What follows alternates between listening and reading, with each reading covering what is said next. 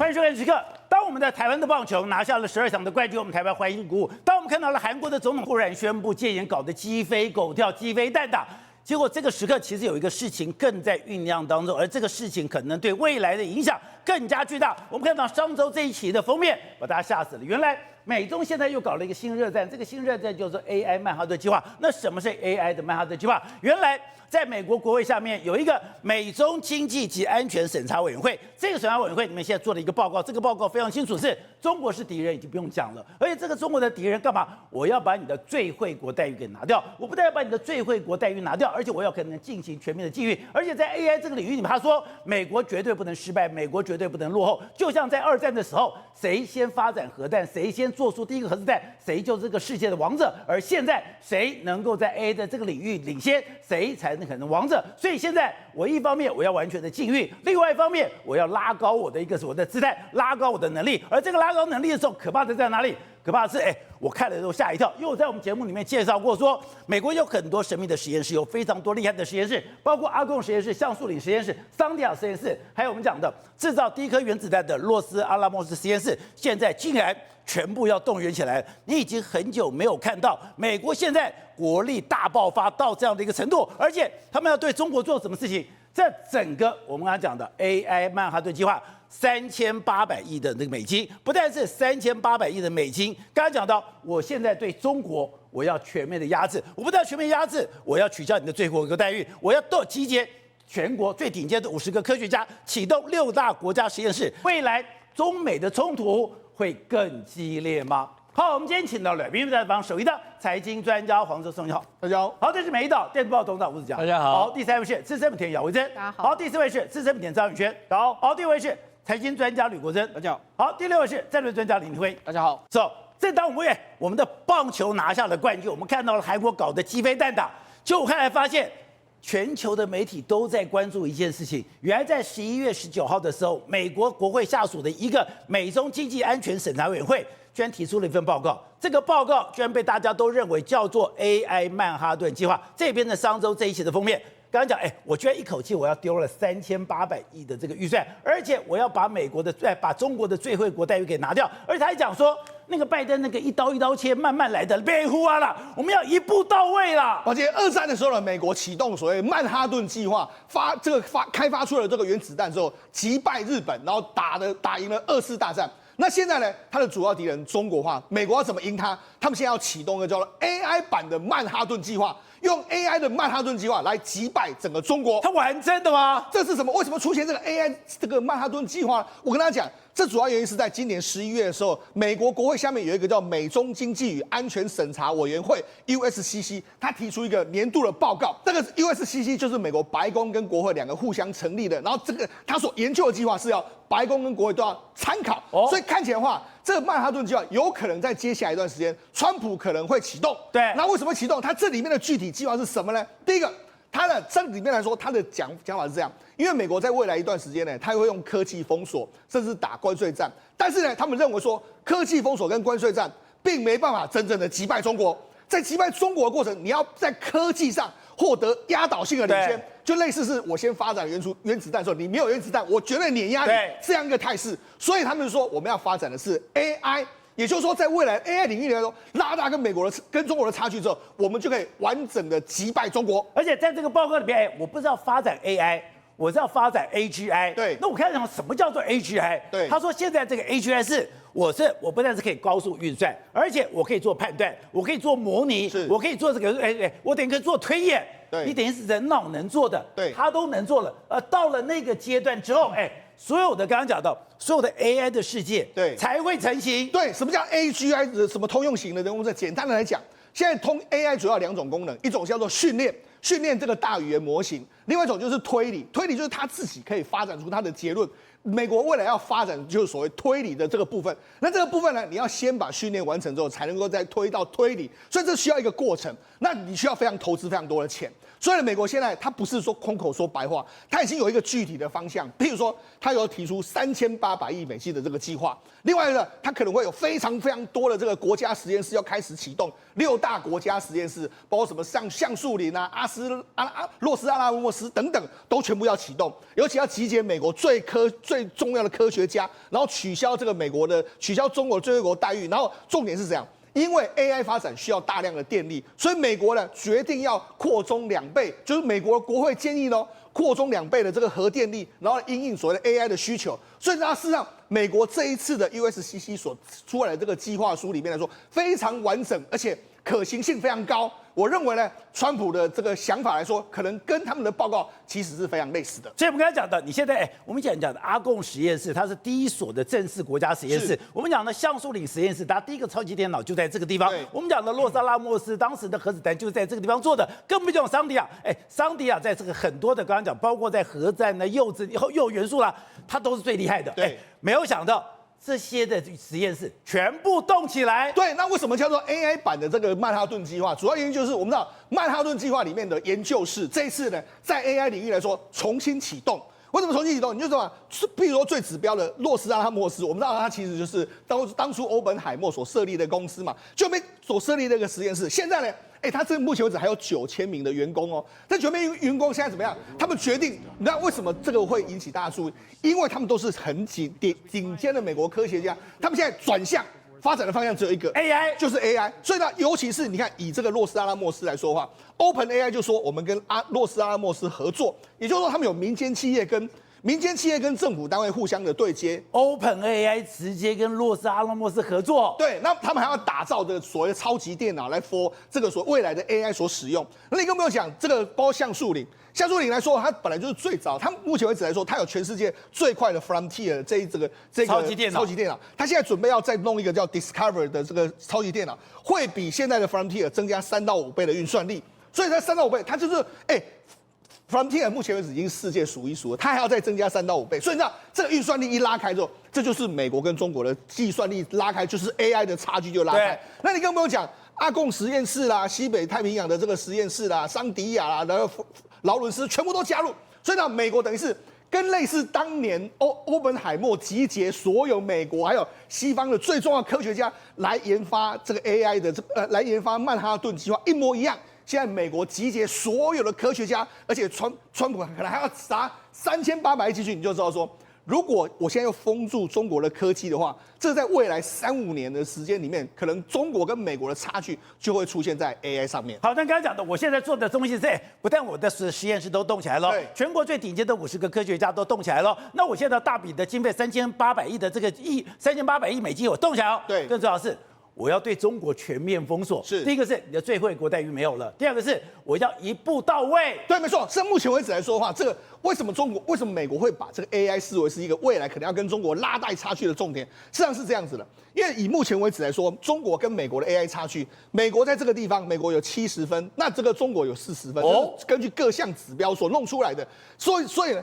如果中国追上这个美国的 AI 的话，那这个可以跟你说，中国可能就有可能在未来全面性碾压美国，所以美国要防止这件事。而且现在有一个可怕的是，现在在 AI 专利的申请上，中国是领先美国的。因为这样说，因为中国有非常庞大的这个大数据监管的数据，他们不监管，虽然他们很多这个模型已经出来，他们有非常多训练模型已经 unready。可是问题是，现在美国不是给他一招，就是说，你 NVIDIA 辉达这些晶片不能够进去吗？所以他只能够怎样？用旧晶片一直训练，但是你要从训练模型过渡到通用模型，抱歉，这需要更大量的运算。对，因为我不是只有它训练，不是只有呆板板的，你做一个 ChatGPT 这样的模型，我要让它自我思考，这个需要更大量的这个 AI 晶片。问题是美国现在封住你呢，这也是美国为什么要封住辉达一个非常重要。这也是为什么这几天你看。中国不是开始启动对辉达的反垄断的这个调查，所以现在中美贸易大战中美科技大战未来的过程里面，就是在 AI， 所以这也是为什么美国会提出一个 AI 曼哈顿计划一个非常重要的这个原因。好，所以刚才讲的，在中国有一个非常重要的学者，他是斯坦福大学中国经济研究院的院士许成刚，他说。这个 AI 曼哈顿计划根本就是对中国宣战，对，而且这个计划会让中美的差距快速的拉开。没错，你看2战的时间，美国制出原子弹的时候，就可以让这个完全的解决日本嘛。现在美国一模一样，我只要在 AI 曼哈顿里面来说，拉开跟你美国的差距，跟你中国差距之后，我也可以完全在未来的科技战中碾压你。所以这是中国学者说什么？你看。民间投资降为0，然后外资风险撤出，也像美国人工智慧曼哈顿计划的围堵下，中美之间的科技差距会非常迅速的拉开。所以他就说，USCC 的这个所谓 AI 曼哈顿计划，就是好比说当年美国在德国在2次战争比谁能够先造出原子弹嘛。但是现在美国还能够什么？要技术上遏制中国，然后全面推进跟盟国官民之间的这个合作嘛。所以呢，事实上，美国现在是有策略的，真的是在削弱整个中国在科技上面的。你说真的开打了？当然真的开打了。所以我跟你讲，现在目前为止来说，为什么我刚才不是说嘛 ，AI 的话，未来重点就是要推理这个能力。那目前为止都是训练，中国有非常多训练，中国什么百度啦，它有一大堆模型都出来了。但问题是，它就只能够做模型，它没办法推理。那推理一个最重要，我看推理一个未来最重要就是包括说像战场上面的运用。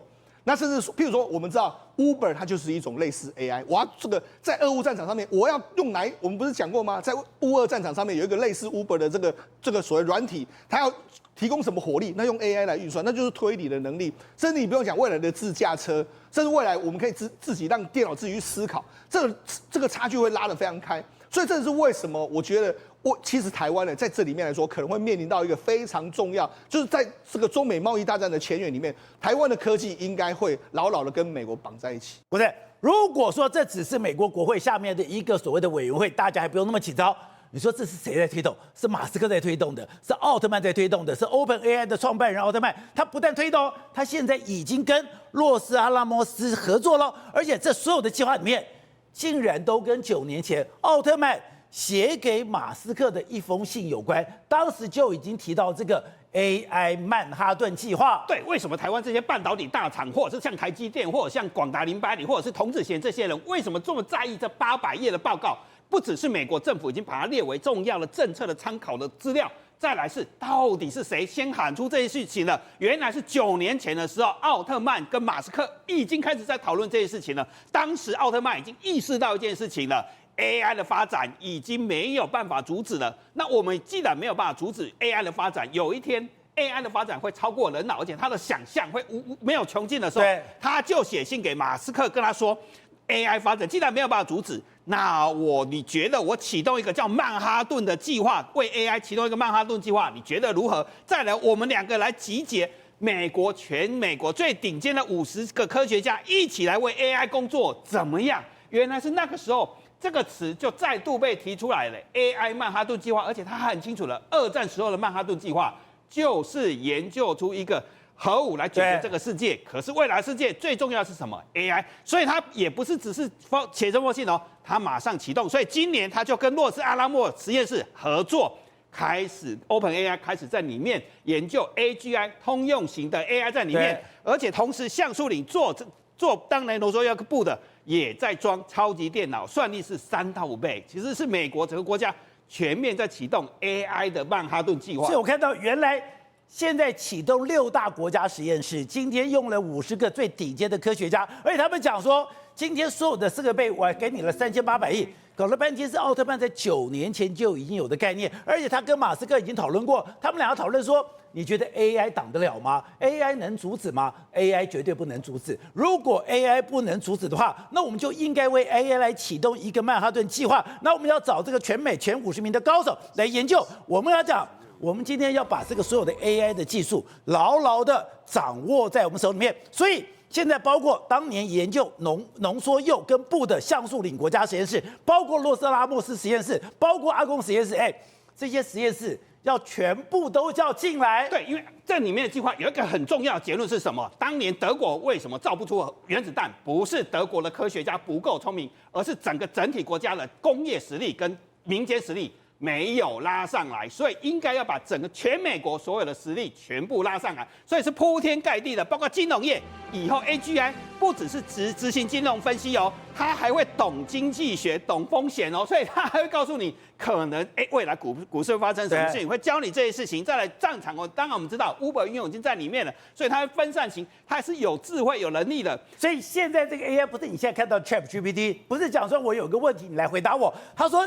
他们要进展一个叫做 AGI 的一个时代 ，AGI 的一个时代就是我可以像人类一样的灵活思考，我可以自己来学习，我可以自动来推理，甚至我可以主动创新的来解决问题。所以你刚刚讲的战场上，我只要把这个飞机丢出去了以后，他自己知道目标，他自己知道怎么样的整合，他自己知道怎么样来闪躲。所以为什么奥特曼要这么说？是因为他已经意识到。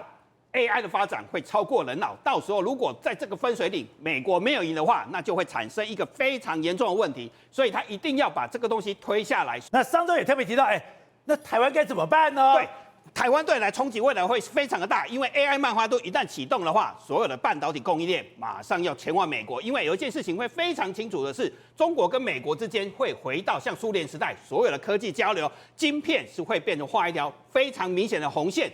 绝对不能越过去，因为美国已经意识到一件事情是防堵没有用，一定要转手为攻，不能用防堵，而是全面禁运才可以做到这件事情。所以过去所谓的只是这里切断，这里切断，切香肠不行了，完全不行，是完全要进入所谓的禁运跟完全封锁的阶段。所以未来会影响的是什么？我们所有的生意都会影响，未来生意都会踩到政治红线。然后如果这份计划下去的话，以后包括辉达在台湾做的 AI 晶片或是 AI 伺服器，绝对不能卖到中国，甚至有一天中国会变成像北韩跟朝鲜一样、古巴一样，你卖一个平板、卖个笔记型电脑都是违法，因为整个政策下来之后，它不只是影响 AI 而已 ，AI 新兴科技、国内生产、贸易跟台湾相关的关系都会被因为这份计划而影响到。吴董，你是第一个在我们节目讲说，未来算力就等于国力。台湾能够今天在整个世界上能够扬眉吐气，就是因为我们有半导体，我们有这个算力。我们今天怎样的？今天这个所谓的AI 的这个所谓的曼哈顿的这个时刻 ，AI 曼顿是这个状况都一样，都在追求一个新的算力，而这个东西对台湾来讲至关重要。而且现在美国看起来真的要全面封锁，不但全面封锁，刚刚讲到也要，就像你一直在讲的，最严重的就是取消最惠国待遇。对，从经济上来讲的话，用国家的力量去改变游戏规则，那就是美中关系里面的最重要一个核心问题，就是美国给予中国的最惠国待遇。对。第二点来讲的话，我们在这个节目里面很早就提到的一个问题，就是算力等于国力。对。所以我们从来不认为台湾是个小国嘛，因为台湾本身有非常强大的演算能力，而尤其演算能力的基础建立在哪里？建立在半导体。在先进的我们所谓的先进制程的半导体，那这个东西台积电在做。那我们看到台积电做以外，其他的背后整个的生产链条非常庞大的力量在支撑着整个产业的兴旺。所以美国早就感受到这个问题了，比如说拜登政府的晶片法案就不断的封锁、封锁再封锁，就封锁让它延迟中国的成长的可能性。所以它只封锁一件事情，就半导体啊。那现在的问题就是现在面临到，现在美国是全面启动，美国是整个每一个产业、每一个高科技业全面在启动 AI 的应用的可能性。对，全面 AI 化，讲简单讲就是这个东西，它把所有的实验室通通增加它的演算能力了嘛，那就是当然是独步全球啊，那就是很快速拉开跟中国的差距。为什么会拉开？因为中国跟美国有个最大不同点在哪里？他们的路线不一样。中国叫什么？叫做集中力量办大事。集中力量办大事什么意思？就是很简单嘛，当时有人口红利的时代嘛。我现在先邓小平讲的，先让一部分人先富起来，对不对？那时候他这个东西没有，他完全没有什么科技创造啊。所以那个时候来讲的话，就努力团结就可以这样子，就可以。可是你要看美国的话不一样哦，美国是靠什么？民主、自由、法治，然后创新。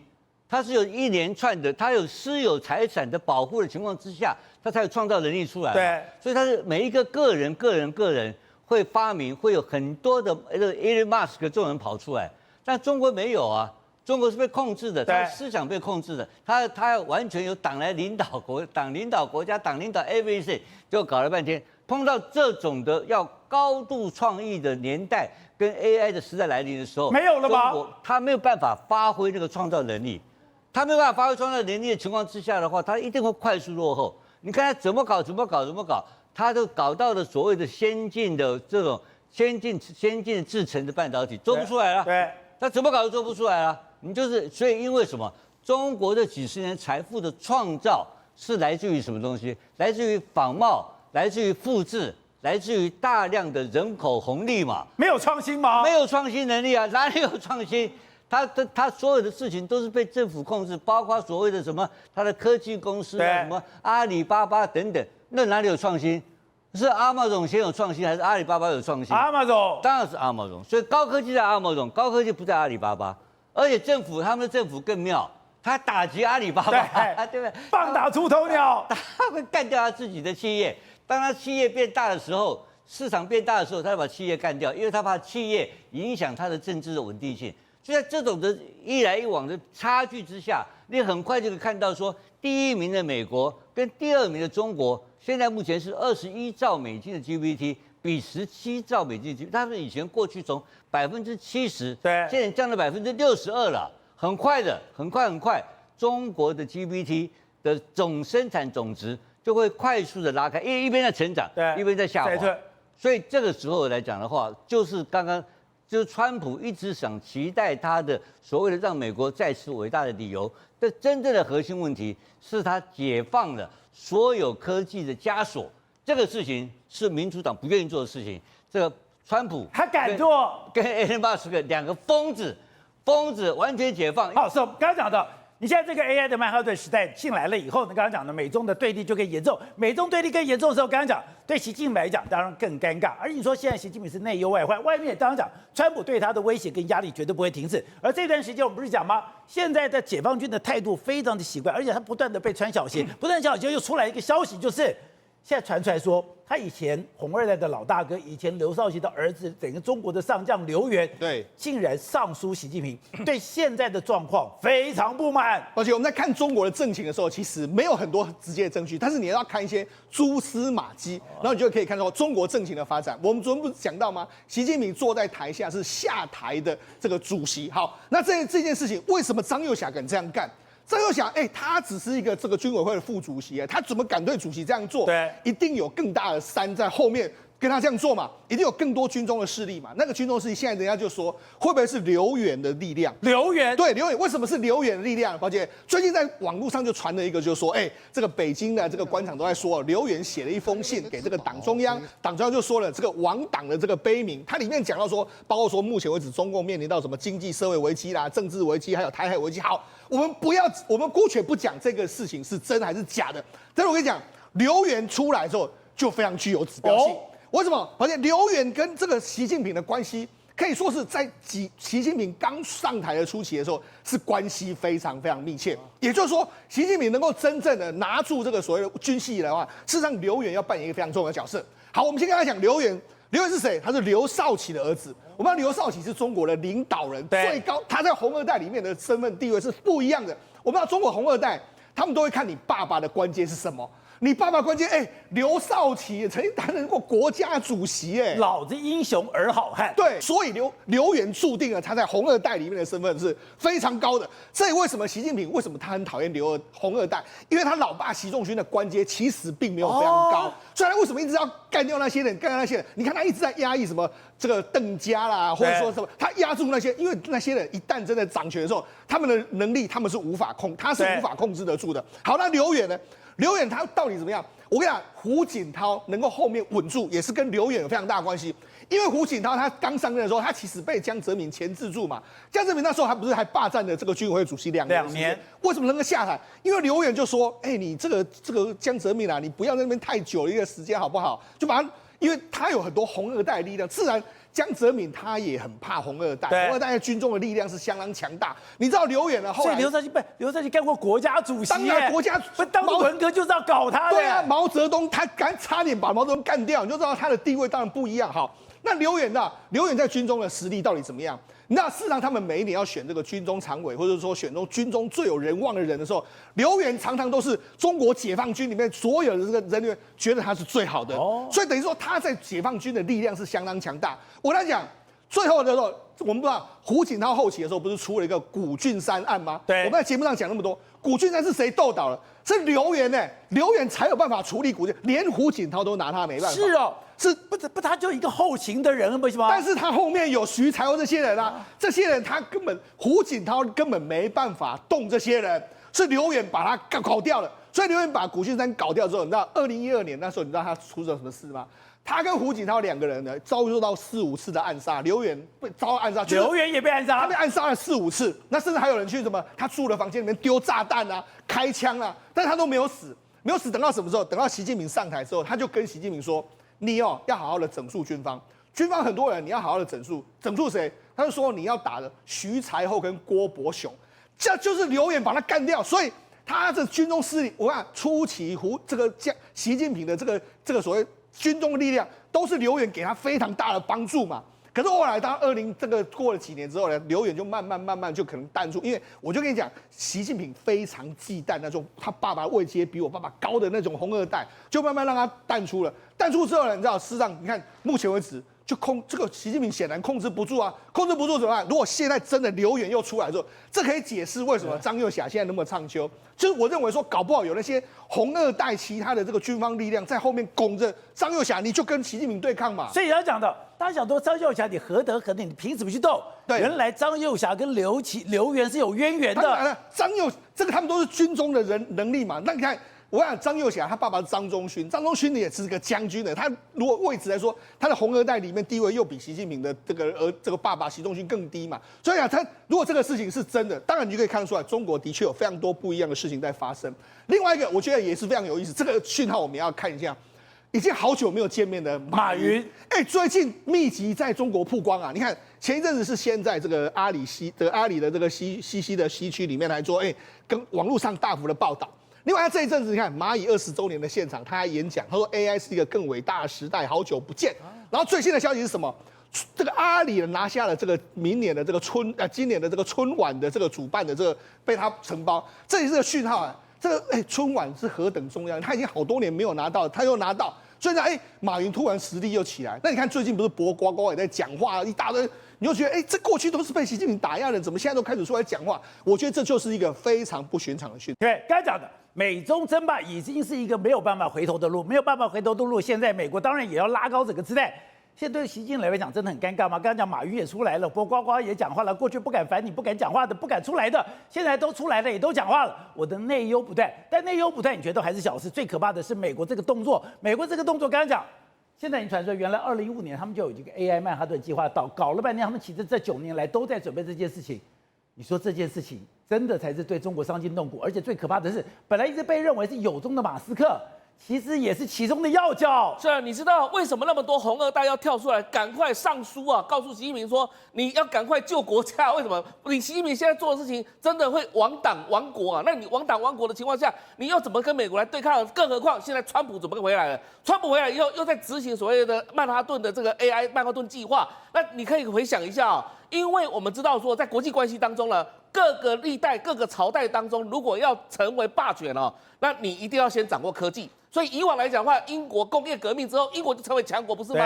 那美国后来呢，也是在2战之后成为世界上的强国，因为它掌握高科技嘛。那现在来讲的话，要比中国更加厉害，一定要什么？掌握 AI 科技。那为什么这么讲呢？你看到马斯克当年来讲的话，他们在2015年的时候提出这个计划的时候，刚好就是中国提出2025中国制造。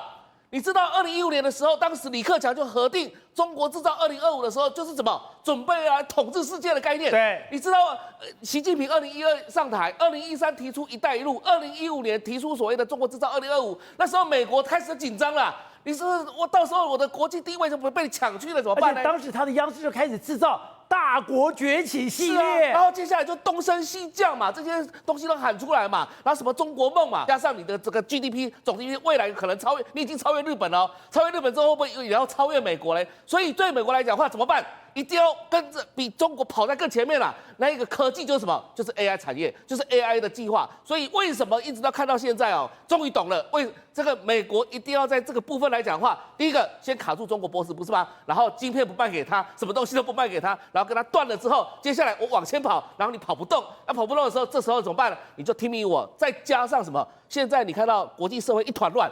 到处都在这个烽火连篇，对，那为什么会烽火连篇呢？其实也是美国的计划之一。